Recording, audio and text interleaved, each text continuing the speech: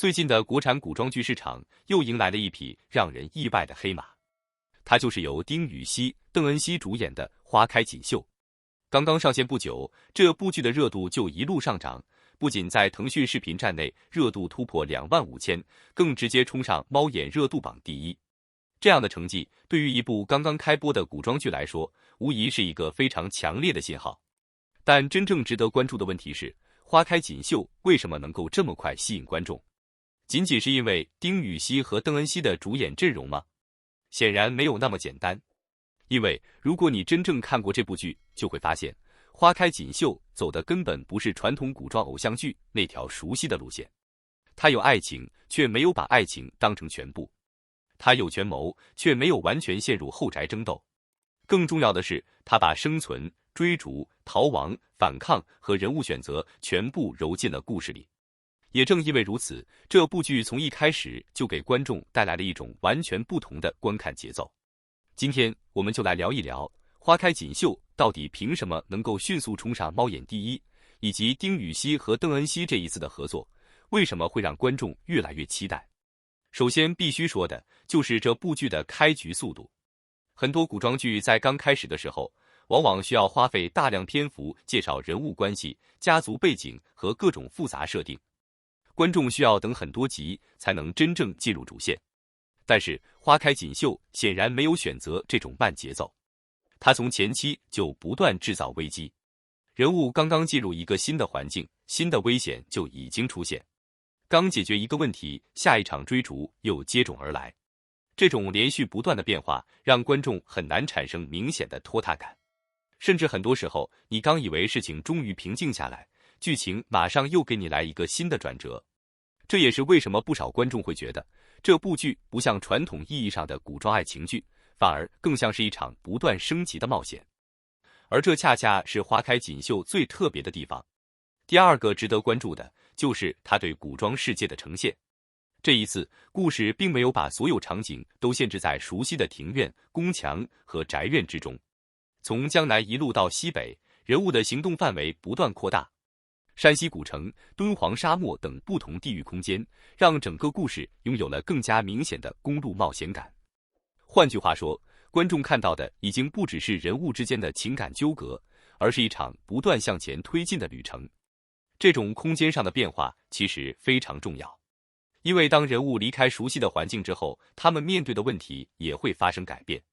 过去可以依靠身份和背景解决的问题，到了陌生环境中可能完全不起作用。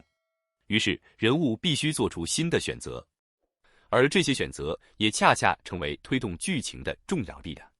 这就让《花开锦绣》的故事不再只是简单的谁爱谁，谁算计谁，而变成了人在困境之中究竟应该怎么活下去。第三个亮点就是这部剧的狠，这一点其实非常容易被忽略。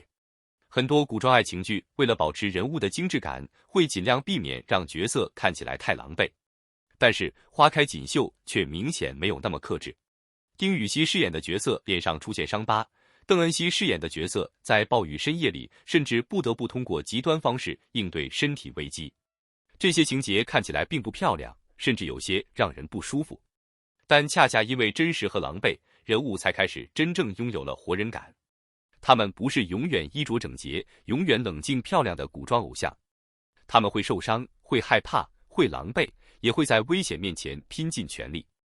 而对于观众来说，这种反差反而更容易产生代入感。尤其是当一个看起来原本柔弱的角色被迫面对真正的危险时，人物身上的另一面就会被激发出来。这比单纯安排几场甜蜜感情戏更容易让观众记住。再来看丁禹兮和邓恩熙这一次的合作，这两位演员的组合本身就具有一定的新鲜感。尤其是丁禹兮近年来在古装题材中的表现，已经让观众形成了一定印象。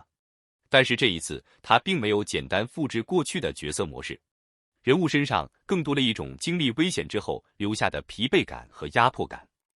而邓恩熙饰演的角色也不是一个只等待别人保护的传统女主，她需要面对危险，需要做决定，更需要在困境之中不断寻找出路。这其实改变了传统男女主角之间的关系。他们不是一个人负责保护，另一个人负责被保护，而是两个人一起面对问题，一起逃，一起承担，一起做选择。这种关系也让他们之间的情感发展更有空间。因为真正让观众产生兴趣的，并不是两个人突然互相喜欢，而是他们在一次又一次危险之中逐渐建立起来的信任。从陌生到熟悉，从怀疑到依靠，再到真正愿意把自己的后背交给对方，这样的感情往往比单纯的甜宠桥段更加有说服力。而花开锦绣另外一个比较明显的特点，就是女性角色的塑造。这部剧并没有让女性角色完全围绕爱情旋转，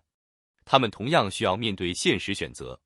甚至有时候她们必须在感情、身份、生存和自由之间做出艰难决定。这种人物逻辑其实非常符合现在观众对女性角色的期待。观众已经不太满足于一个只会等待男主出现的女主角，大家更希望看到的是一个角色究竟能够为自己的命运做出什么。他可以爱一个人，但他不能失去自己的选择。他可以需要别人，但也应该拥有独立面对困境的能力。所以花开锦绣真正吸引人的地方，也许并不是它有多么复杂的世界观，而是它让人物一直处在选择之中。而选择越多，人物就越容易产生变化。人物变化越明显，故事就越容易让观众产生追剧欲望。这也可以解释为什么这部剧上线之后能够这么快产生讨论度。因为观众讨论的已经不仅仅是男女主配不配，大家开始讨论剧情、人物、选择、逃亡以及后续的发展。而一部剧一旦能够让观众从看热闹进入猜剧情，它的粘性就会明显提高。当然，热度突破25000，登上猫眼第一，并不意味着花开锦绣已经稳稳锁定了爆款。真正决定一部剧最终成绩的，还是后续剧情。开局能够制造话题是一回事，能不能持续制造话题则是另一回事。如果后面的剧情依然能够保持这种快速推进的节奏，同时继续强化人物成长和情感关系，那么花开锦绣很有可能继续扩大自己的优势。尤其是当故事从江南一路推进到西北之后，新的环境、新的人物和新的危险都可能成为后续剧情的突破口。对于观众来说，最大的期待也许就是这场逃亡究竟什么时候会迎来真正的转折？丁禹兮饰演的角色脸上的伤疤背后到底隐藏着怎样的经历？邓恩熙饰演的角色又会在一次次危机中发生怎样的变化？而两个人之间的关系最终究竟会走向爱情，还是会因为现实而发生新的变化？这些问题才是花开锦绣真正能够留住观众的关键。从目前的表现来看，花开锦绣至少已经完成了第一步，他成功让观众注意到了自己。他用超过25000的腾讯视频热度和猫眼第一的成绩，证明了自己的开局号召力。更重要的是，他没有完全依赖明星阵容，而是试图用更加丰富的故事类型留住观众。古装、爱情、生存、逃亡、冒险，再加上人物之间不断变化的关系，让这部剧拥有了比普通古装偶像剧更加丰富的可能性。所以，如果你原本以为《花开锦绣》只是丁禹兮和邓恩熙合作的一部古装爱情剧，那么现在或许可以重新认识一下它，因为他真正想讲的，也许从来不只是两个人的爱情，而是一群人在危险和困境之中如何活下来，如何选择，又如何找到属于自己的路。这也是为什么《花开锦绣》能够在开播之后迅速冲上猫眼第一。它未必是今年夏天最强的一部古装剧，但至少从现在来看，它已经成功成为了这个暑期档不能忽视的一匹黑马。接下来，它能不能继续保持热度？丁禹兮和邓恩熙能不能凭借这部剧进一步打开自己的角色可能性？花开锦绣最终又会不会从一部开局亮眼的作品，真正成长为暑期档爆款？答案就留给接下来的剧情。如果你也正在追花开锦绣，欢迎在评论区告诉我们，你觉得这部剧最大的看点是什么？是丁禹兮和邓恩熙的组合，是紧张刺激的逃亡剧情，还是这种不同于传统古装爱情剧的故事设定？别忘了点赞、订阅频道，我们下一期继续聊更多你最关注的国产剧和中国明星话题。